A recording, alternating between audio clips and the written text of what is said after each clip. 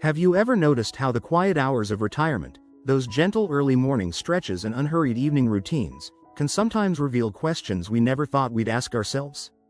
For many men past 60, one question arrives like a whisper in an otherwise peaceful mind. If I simply stop pleasuring myself, does it change anything? It sounds small, even private, yet the ripple it creates through confidence, comfort, and connection is enormous. I've spoken with husbands who worry that skipping masturbation might actually protect their heart, and grandfathers who wonder whether it will sabotage their prostate. Tonight we're going to look that whisper straight in the eye, because life after 60 deserves clear answers, not guesswork. A few months ago, Harold, a spry 68-year-old retired railway engineer from Barisal, shuffled into my clinic with a shy grin and a confession. Since his wife's passing 3 years earlier, he had chosen to forego self-pleasure altogether, believing that honoring her memory meant shelving his own intimate needs. At first he felt perfectly fine, even virtuous, but as time went on he noticed creeping restlessness at night, a surprising dip in mood, and joints that ached more than usual after walking his favorite riverside path. "Doc," he sighed, "I thought I was just aging, but something feels switched off." His story might sound familiar, because many seniors quietly turn down the volume on sexual self-care without realizing how entwined it is with overall health. I'm Dr. Nolan Easton, a men's health specialist who has spent over 30 years guiding gentlemen like Harold through the winding, often misunderstood terrain of urology and senior vitality. In all that time I've learned that intimate habits are rarely about raw mechanics. They're about identity, hormones, circulation, sleep, and, yes, happiness. So if you've been wondering what really happens when a man over 60 decides to skip masturbation, whether by choice, circumstance, or simple puzzlement, know that you're in compassionate company this evening. Let's begin by untangling an idea many people carry: that sexual energy after 60 is a fading candle best left to burn out quietly. The truth is, our bodies treat that energy more like a muscle, one that responds to use, blood flow, and gentle attention. When Harold stopped stimulating himself, he unwittingly slowed a natural pump that keeps fresh, oxygen-rich blood moving through delicate vessels in the pelvis. Over weeks and months, reduced circulation can stiffen those vessels. Just like a garden hose left in the sun gathers kinks. Less blood flow means slower delivery of healing nutrients to the prostate and surrounding tissues, making everything from nighttime bathroom visits to joint inflammation subtly worse. That's why Harold's evening restlessness and extra aches were not random. They were messages whispered by a body missing its own maintenance routine. At the same time, his decision dimmed neurotransmitters that act like emotional tuning forks. Each climax releases a timed cascade of dopamine, oxytocin, and serotonin, chemicals that stabilize mood, fortify memory pathways, and guide restful sleep cycles. Remove that rhythmic pulse and the brain's orchestra can drift out of tune, leading to low-grade sadness or the feeling that nights last a little too long. It's not about chasing constant pleasure, it's about keeping the instrument finely tuned. When I explained this, Harold's eyebrows shot up and he chuckled. "So you're saying a good solo performance is like oiling the hinges?" Precisely, my friend. If what you're hearing resonates, take a gentle moment, click the thumbs up, tap that friendly bell, and subscribe so we can keep these honest, judgment-free conversations coming. It helps more curious minds find their answers too. And here's something special. Leave a simple yes or no in the comments if you've ever wondered whether putting self-pleasure on hold might affect your health.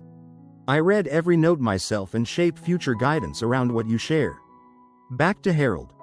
Once he understood the physiological puzzle pieces, he agreed to a modest experiment. Twice a week, alone and unrushed, he reintroduced mindful stimulation. Nothing hurried, nothing forced, just giving his body permission to speak again. Within a fortnight he reported deeper sleep, waking fewer times to use the bathroom. By week 6, a routine blood test showed his fasting glucose nudging down, likely thanks to the small spike in endorphins nudging him to walk more briskly in the mornings. But the most telling sign was a casual line he dropped during a follow-up visit. "I caught myself humming while pruning my hibiscus. Haven't done that in years." That melody was the soundtrack of circulation and neurochemistry returning to harmony. Beyond biology, there's an emotional layer we rarely discuss with doctors yet feel every day. Many seniors tie self-pleasure to guilt or outdated cultural scripts, imagining it's somehow selfish. Yet caring for one's intimate health can actually sharpen a sense of autonomy, an internal reminder that age does not confiscate agency. When Harold allowed himself that private ritual again, he noticed a confidence that spilled over into volunteering at the local library's story hour, a place he once felt too self-conscious to join. One small habit touched many corners of his life, like sunlight slipping through new curtains. I share Harold's journey not to prescribe a one-size-fits-all rhythm, but to honor the intricate ways the body, mind, and spirit converse.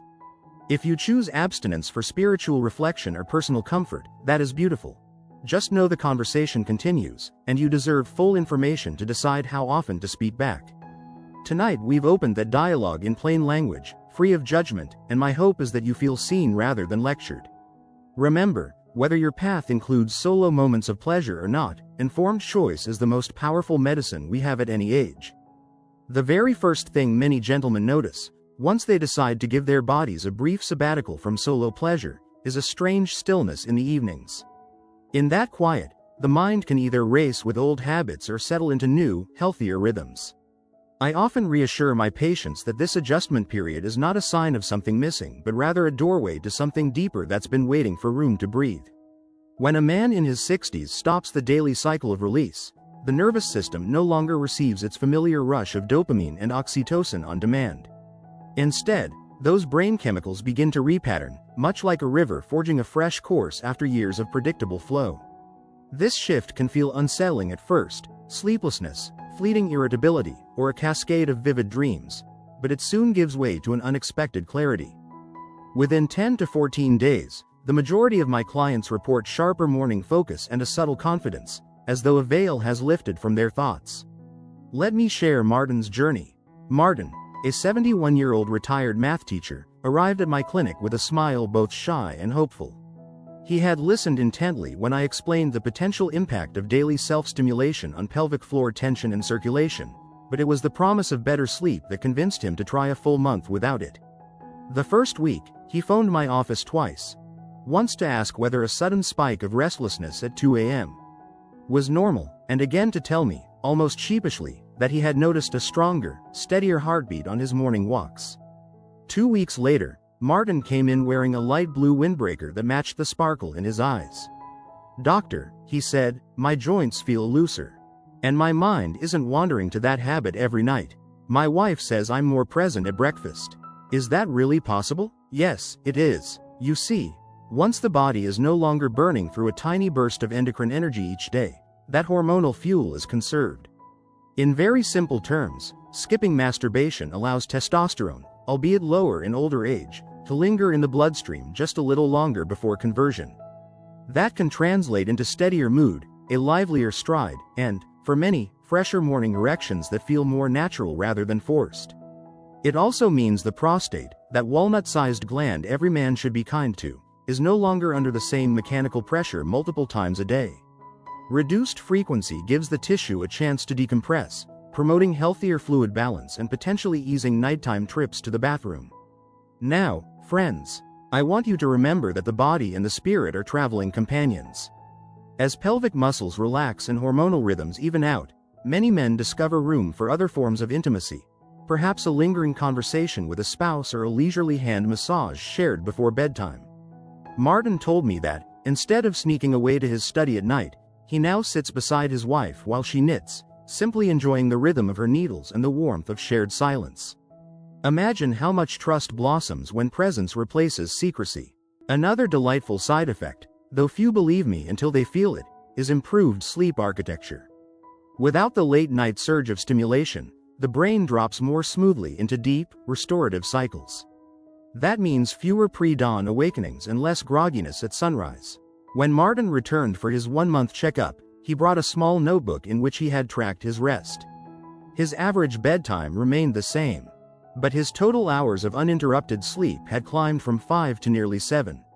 "I can actually taste my morning coffee again instead of gulping it for energy," he laughed.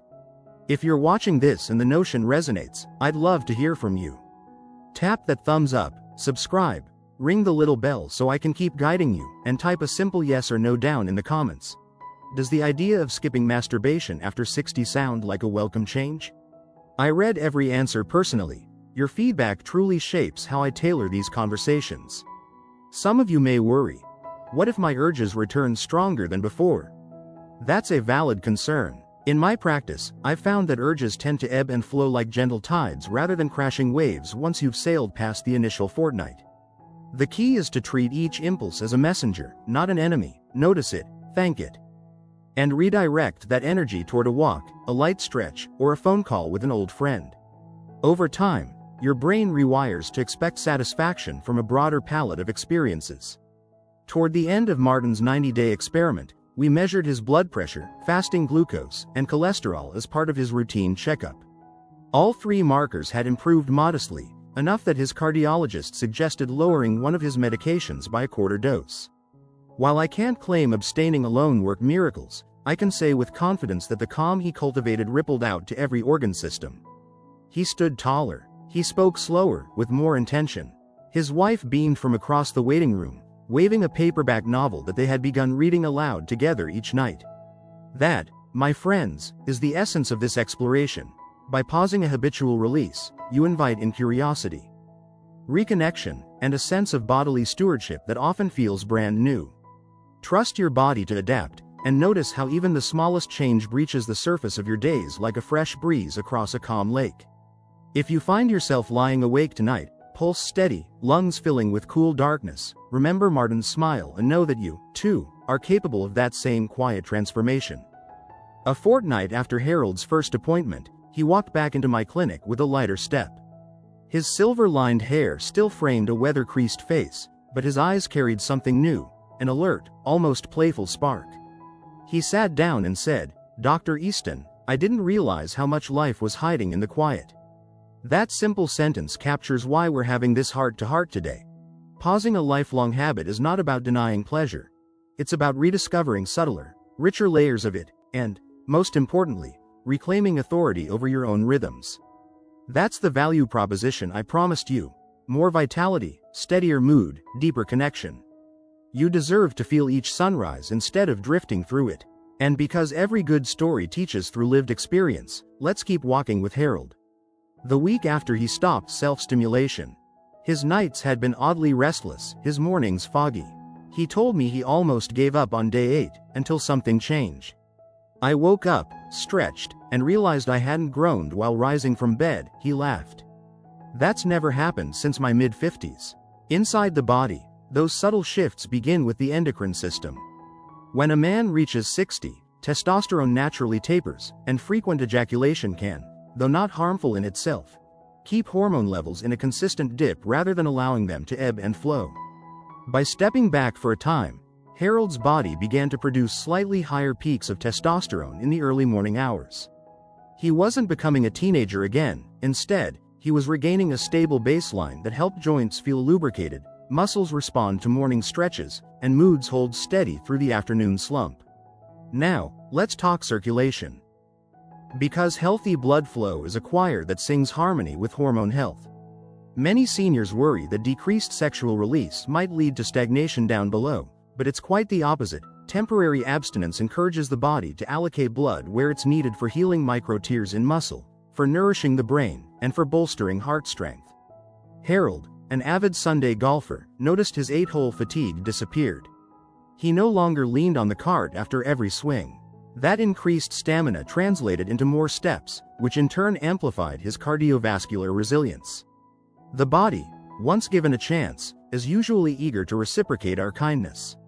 If you're sitting in your living room right now nodding along, I'd like you to help our growing community. Give this video a gentle thumbs up, tap the little bell so you never miss our weekly chats, and tell me in the comments. Just yes or no, does Harold's experience feel like something you might want for yourself?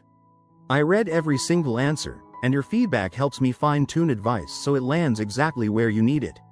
Let's shift our gaze to that space between the ears, because no transformation is complete without the mind's consent. After 60, many worries hover like low storm clouds. Finances, family responsibilities, memories of friends we've lost. For some, the rhythm of masturbation becomes a coping mechanism to numb anxious thoughts. Harold admitted as much, quietly confessing that the habit filled empty evenings after his wife's arthritis flared and she retired early to bed. It dulled the loneliness, he said, but it also dulled everything else. By taking a deliberate pause, he confronted the emotional static beneath the urge. I suggested a simple nightly routine, 5 minutes of diaphragmatic breathing, followed by jotting 3 modest gratitudes in a notebook. Within days, Harold reported fewer intrusive thoughts and a surprising surge of creativity. He pulled an old harmonica from a drawer and began practicing blues scales he hadn't touched since college. The abstinence wasn't an end, it was a clearing where dormant passions could grow. Neuroscientists call this neuroplasticity, but I prefer Harold's description. My mind feels spring-cleaned. None of this would matter, of course, if abstinence created friction in a marriage. In fact, that's the question I field most often. Doctor, will my partner think I'm rejecting them? The answer lies in communication saturated with warmth. Harold decided to share his experiment with his wife, Ellen, over breakfast. He explained he wanted to reawaken their intimacy in a fresh way rather than rely on old automatic patterns. Ellen, initially puzzled, soon noticed his improved energy and relaxed mood. One evening they found themselves slow dancing in the kitchen to a dusty Sinatra record, a scene they hadn't replayed in years. The absence of solo release created a gentle tension, not frustration but anticipation, that colored their shared moments with renewed tenderness. That tenderness, by the way, is clinically significant. Emotional closeness triggers oxytocin surges, dubbed the bonding hormone, which reduces cortisol levels, eases blood pressure, and even strengthens immune response. So, what began as a private choice spiraled outward into a healthier ecosystem for Harold and Ellen's entire household. Their adult daughter later told me her parents sounded 10 years younger on the phone. Now, perhaps you're wondering, does this imply men should quit forever? That's not my message, and it's certainly not Harold's. Think of abstinence as a strategic reset, much like letting a field lie fallow so the soil can replenish nutrients. After 4 weeks, Harold noticed his natural arousal cycles returning in a more rhythmic, less compulsive pattern. He described intimate moments with Ellen that were unhurried, curious, almost teenage again, but without the awkwardness. When self-pleasure eventually returned, it did so as a conscious choice rather than a reflex. Here's an analogy I often share.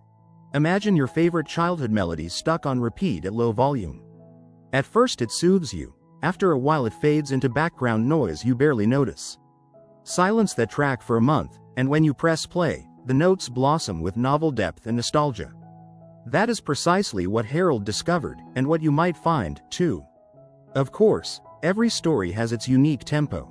Some men experience a temporary dip in mood or libido during weeks 2 and 3 because the brain's dopamine circuits are recalibrating.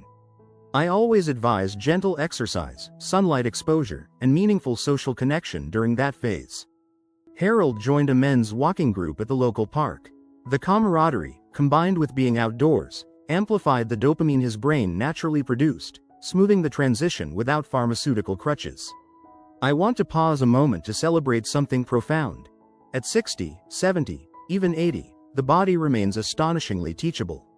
Small shifts cascade into grand gains when we honor biology rather than override it. When Harold decided to rest from his habit, he did not lose pleasure, he gained agency. His knees hurt less, his laugh came easier, and even his doctor, yes, that's me, noticed a rosier hue in his cheeks. If you're feeling a flutter of possibility right now, hold on to it. Plant that seed and water it with curiosity. And before we continue our shared exploration, take a second now, like, subscribe, and leave your simple yes or no below. I sit down every evening with a cup of chamomile and scroll through your responses. They guide this channel's heartbeat. Back in Harold's story, the 3rd week yielded an unexpected twist. Ellen suggested they volunteer together at a community gardening project.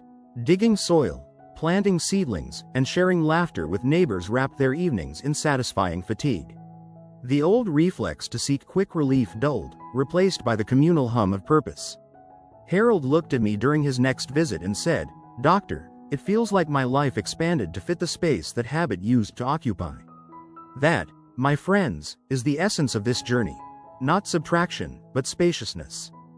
By now, you might be sensing the gentle momentum carrying Harold forward: healthier joints, a calmer mind, a rekindled romance, and a community of peers walking beside him. Each benefit layers upon the last, weaving into a sturdy tapestry. So as we draw today's conversation to a close, remember, the choice to pause is not about moral judgment, it's about opening windows in rooms you forgot existed. Stay curious, stay kind to yourself, and stay tuned.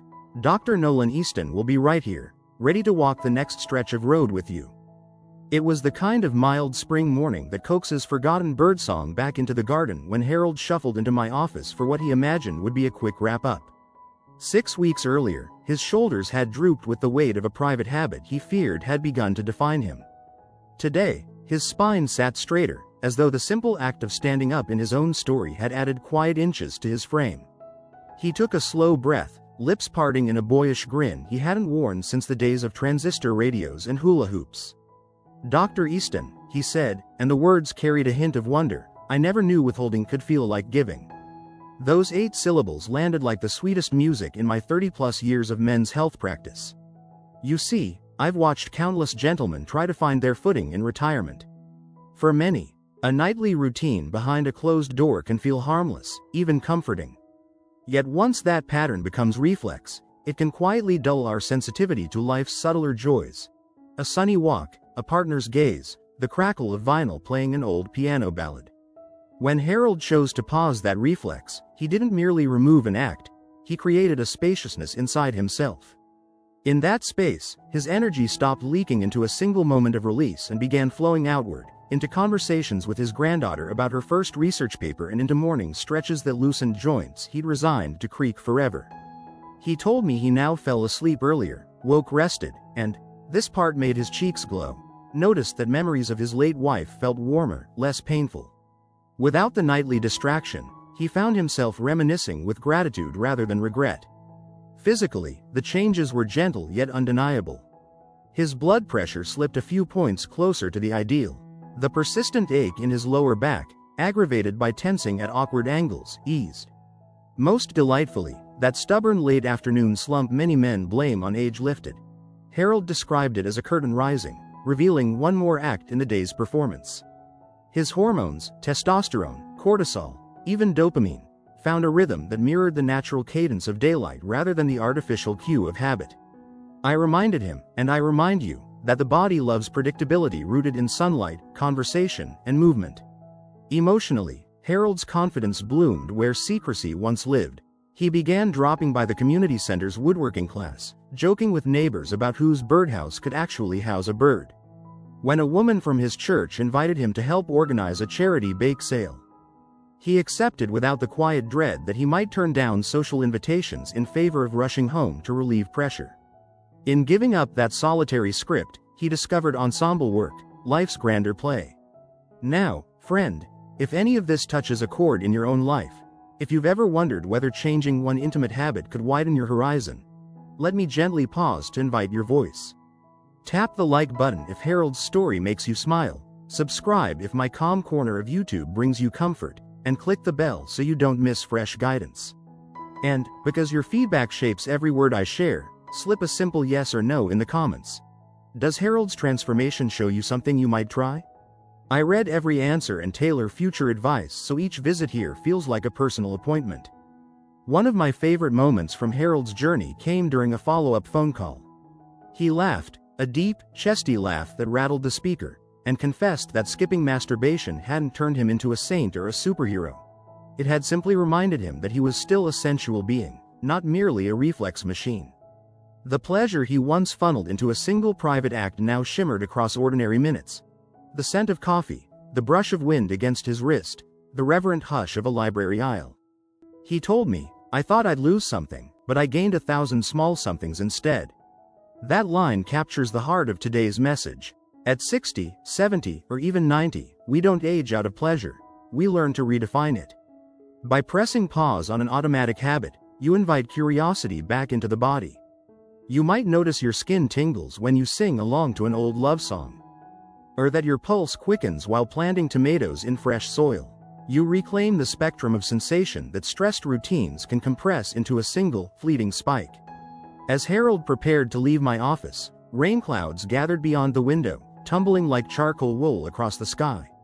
He reached for the doorknob, then turned, eyes moist, not with sadness, but with recognition of how fragile and precious our brief time is. "Thank you for reminding me," he whispered. I replied, "No, Harold. You reminded yourself. I just held the flashlight." And that, dear viewer, is what I aim to do for you each week. Shine a warm beam so your own wisdom can step forward.